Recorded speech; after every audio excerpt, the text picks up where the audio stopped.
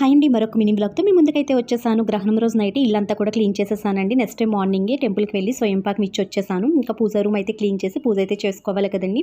So గ్రహణం అప్పుడే కాదండి, ప్రతి అమావాస్య అయిన పాడ్యం రోజు మార్నింగ్ మన పూజ రూమ్ అన్నది కంపల్సరీ క్లీన్ చేసుకుంటూ ఉండాలి. దేవుడి ఫొటోస్ అన్ని కూడా క్లీన్ చేసేసి గంధం కుంకుమ బొట్లు అయితే పెట్టేశానండి. ఇంకా చిన్న విత్తడివి రాగివి విగ్రహాలు ఇలా డాలర్లు ఉంటాయి కదా, అవన్నీ కూడా సబీనా చింతపండు నిమ్మరసంతో అయితే క్లీన్ చేస్తున్నానండి. ఇలా క్లీన్ చేయడం వల్ల పూజా సామాగ్రి అన్ని కూడా ఎక్కువ శ్రమ పడకుండానే నీట్గా క్లీన్ అయిపోతాయండి. కొత్త వాటిలా మెరిసిపోతాయి.